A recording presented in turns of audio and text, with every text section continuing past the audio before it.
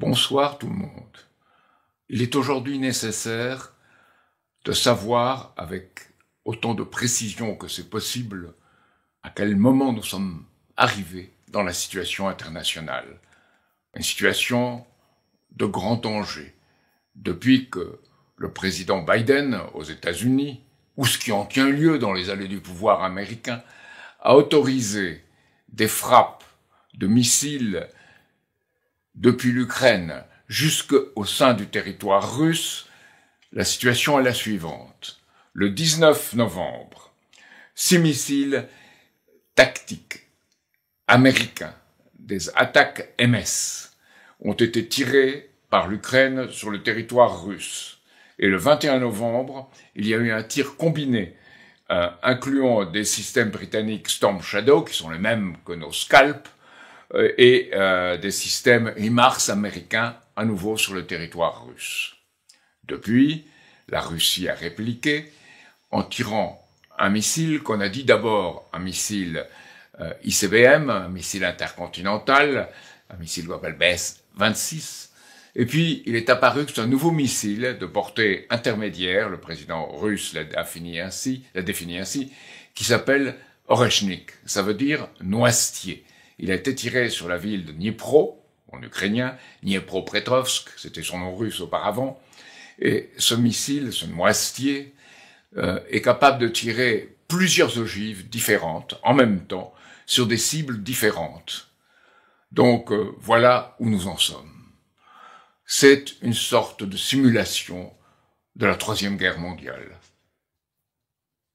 Alors, le président Poutine a fait une déclaration solennelle, soulignant d'abord que le missile Oreshnik était hypersonique et était à la vitesse 2,5 à 3 km seconde et que c'était à peu près Mach 10 en termes militaires.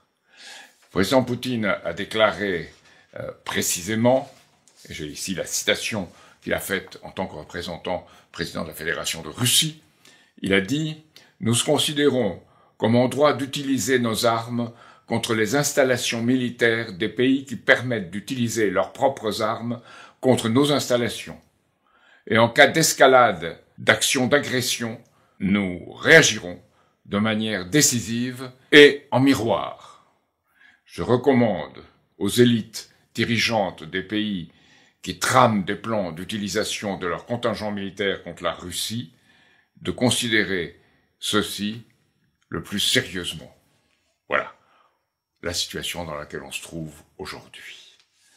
Alors, dans cette situation, on peut parler de simulation.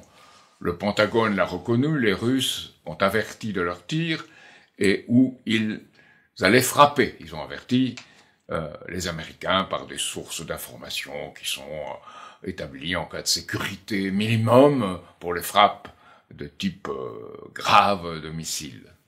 De leur côté, évidemment, les Ukrainiens n'ont pu procéder qu'avec la couverture spatiale américaine et avec un système de guidage américain. Donc nous sommes dans une guerre de fait, devenue directe ou quasi directe entre l'OTAN et la Russie. Et la France, évidemment, est membre de l'OTAN. Alors c'est dans ce contexte que nous avons décidé, avec d'autres, de rédiger un texte adressé à Emmanuel Macron, qui avait dit très clairement, je le cite encore, que cette décision d'autoriser les Ukrainiens à frapper directement le territoire russe était tout à fait bonne. Donc on est engagé. C'est ce que ça veut dire. Dans une situation où, je rappelle, la Russie est une des 2 très grandes puissances nucléaires du monde et où il avait été décidé, par une règle implicite, que jamais on n'attaquerait le territoire d'une puissance nucléaire. Aujourd'hui, c'est fait. Et c'est ça toute la gravité de la situation.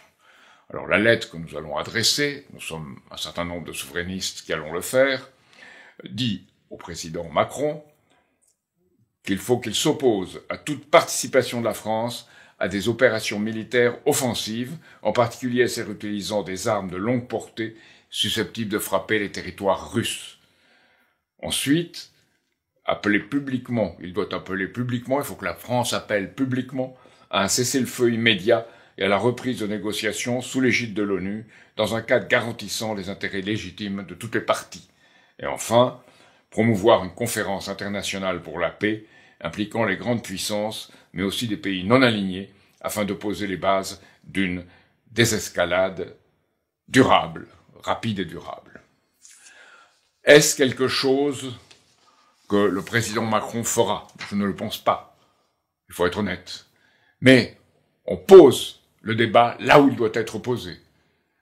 Je crois davantage aux efforts de Lula, le président du Brésil, et de Xi Jinping, le président chinois, pour établir les bases d'une paix qui permette d'empêcher à ce conflit de s'étendre en Europe. Je dois ajouter qu'en ce qui concerne le conflit au Moyen-Orient, que ce qui se passe à Gaza et au Liban, et en Cisjordanie, dans les territoires occupés par Israël, eh bien, il y a eu un vote aux Nations Unies dans lequel un certain nombre de pays appelaient à un cessez-le-feu. Les États-Unis ont appelé à bloquer ce texte et ils ont été les seuls. 14 voix pour ce texte, pour appeler à un cessez-le-feu à Gaza, 14 voix pour, y compris la France et le Royaume-Uni, une seule voix contre, avec possibilité de veto des États-Unis. Dans le temps, on appelait cela Monsieur Veto, et on qualifiait ainsi l'Union soviétique. Aujourd'hui, voilà que le veto, c'est les États-Unis. Il faut bien voir, de ce point de vue, cette situation, que la seule façon pour la France d'avoir une politique indépendante, c'est d'exiger la dissolution de l'OTAN et de ne plus participer directement à ces actions, de ne plus participer, disons, en s'inclinant à chaque fois à ces actions des États-Unis. Il ne s'agit pas de rompre avec Washington, il s'agit de ne pas faire tout ce que Washington veut qu'on fasse. Et il s'agit de s'allier à ces pays qui exigent leur souveraineté, les pays des BRICS, tous les pays des BRICS qui sont réunis à Kazan en Russie le 22 et 24 octobre.